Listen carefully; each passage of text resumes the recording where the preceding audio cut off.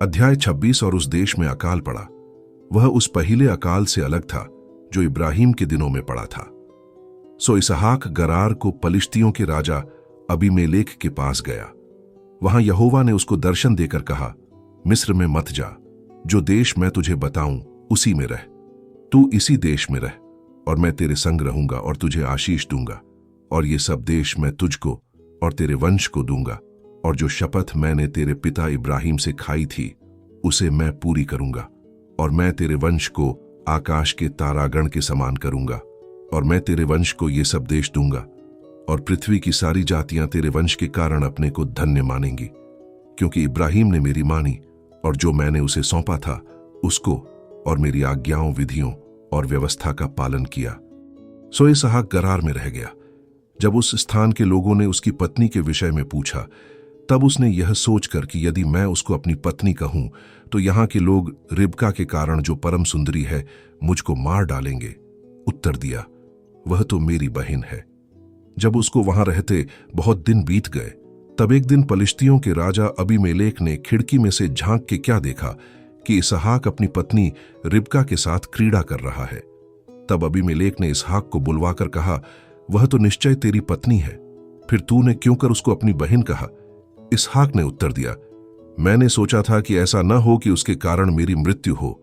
Abimelech ने कहा, तूने हमसे यह क्या किया? ऐसे तो प्रजा में से कोई तेरी पत्नी के साथ सहज से कुकर्म कर सकता और तू हमको पाप में फंसाता। और अबीमेलेक ने अपनी सारी प्रजा को आज्ञा दी कि जो कोई उस पुरुष को व उस स्त्री को छुएगा सो निश्चय मार डाला जाएगा।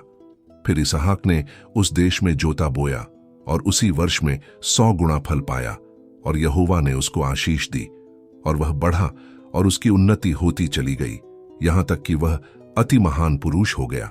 जब उसके भेड़ बकरी, गाय बैल और बहुत से दास दासियां हुई, तब पलिश्ती उससे डाह करने लगे। सो जितने कुओं को उसके पिता इब्राहिम के दासों ने इब्राहिम के जीते जी खोदा था, उनको पलिश्तियों ने मिट्टी से भर दिया। तब अबीमेलेक ने इसहाक से कहा, हमारे पास से चला जा, क्योंकि तू हमसे बहुत सामर्थी हो गया है। सो इसहाक वहां से चला गया और गरार के नाले में तंबू खड़ा करके वहां रहने लगा। तब जो कुएं उसके पिता इब्राहिम के दिनों में खोदे गए थे और इब्राहिम के मरने के पीछे पलिश्तियों ने भर दिए थे, उनको इसहाक ने फिर से खुदवाया और उनके वे ही नाम रखे जो उसके पिता ने रखे थे। फिर इसहाक के दासों को नाले में खोदते खोदते बहते जल का एक सोता मिला। तब गरारी चरवाहों ने इसहाक के चरवाहों से झगड़ा किया और कहा कि यह जल हमारा है। सो उसने उस कुएं का नाम एसेक रखा, इसलिए कि वे उससे झगड़े थे।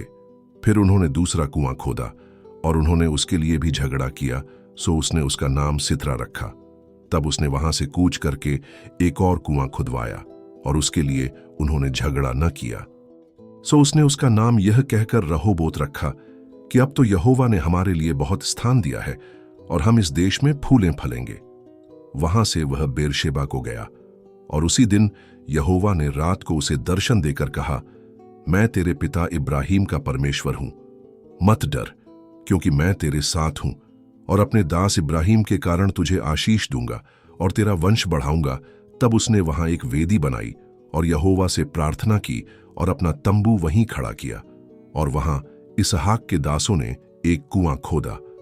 तब अबीमेलेक अपने मित्र अहुज्जत और अपने सेनापति पीकोल को संग लेकर गरार से उसके पास गया। इसहाक ने उनसे कहा, तुमने मुझसे बैर करके अपने बीच से निकाल दिया था, सो अब मेरे पास क्यों आए हो? उन्होंने कहा, हमने तो प्रत्यक्ष देखा है कि यहोवा तेरे साथ रहता है, सो हमने सोचा कि तू तो यहोवा की ओर से धन्य है।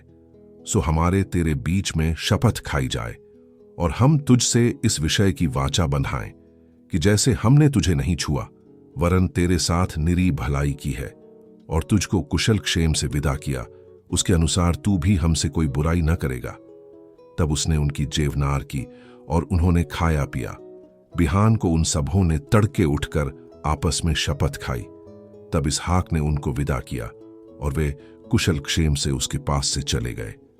उसी दिन इसहाक के दासों ने आकर अपने उस खोदे हुए कुएं का वृत्तांत सुना के कहा कि हमको जल का एक सोता मिला है।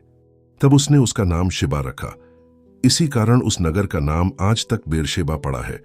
जब ऐसा 40 वर्ष का हुआ, तब उसने हित्ती बेरी की बेटी यहूदीत और हित्ती एलोन की बेटी बाशमत को ब्याह लिया, और इन स्त्रियों के कारण इसहाक और रिबका के मन को खेद हुआ।